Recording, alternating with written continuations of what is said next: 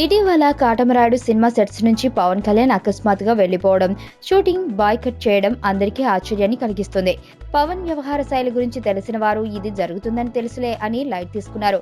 అయితే తెర వెనుక సెట్ లో ఏమి జరిగింది అనే ఉత్సుకత మాత్రం బాగానే చూపుతున్నారు. తాజా సమాచారం ప్రకారం పవన్ డాలీకి మధ్య క్లారిటీ విషయంలో కాస్త కమ్యూనికేషన్ గ్యాప్ వచ్చిందని, పవన్ కిచ్చిన సీన్, అక్కడ తీస్తున్న సీన్ రెండింటికి పోలిక లేకపోవడం, డైలాగ్స్ అప్పటికప్పుడు మార్చి కొత్త డైలాగులు చెప్పడం పవన్ కి నచ్చలేదట. దాంతో ఏం జరుగుతుంది, ఇక్కడ మీకు క్లారిటీ ఉందా అని గట్టిగా క్లాస్ పీకి వెళ్లిపోయాడని తెలుస్తుంది. నిజానికి పవన్ తో సినిమా చేయడం అంటే రిస్క్. పవన్ దర్శకులంతా ఆయన సలహాలు, సూచనలను అనుగుణంగా యాక్షన్ అండ్ కట్ చెప్పుకోవాలి. అంతేకాదు రేపటి సీన్ ఏంటి అనేది పవన్ కి ముందు రోజే డిసైడ్ చేస్తుంటాడు. ఈ పద్ధతికి డాలీ అలవాటు పడలేదు అనుకుంటా. గోపాలలో కలిసి చేసినా అక్కడ పవన్ హుకుం ఏమీ నచ్చలేదు. అందుకు కారణం డి సురేష్ బాబు లాంటి నిర్మాత సెట్లు ఉండడమే.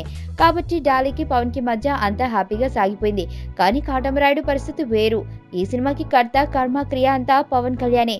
ఆయన చెప్పినట్లు అంతా నడుచుకోవాలి. ఈ విషయం తెలియక, పవన్ స్కూల్ ఎలా ఉంటుందో అర్థం కాక డాలీ కాస్త కన్ఫ్యూజన్ అయినట్లున్నాడు.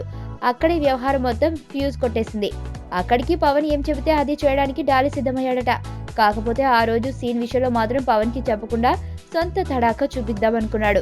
అక్కడే వ్యవహారం బెడిసికొట్టింది. దర్శకుడి పనిలో ఏమాత్రం జోక్యం చేసుకోను అని తరచూ చెబుతుంటాడు పవన్. మరణం దేహానికే గాని ఆత్మకు కాదని భగవద్గీత చెప్తుంది.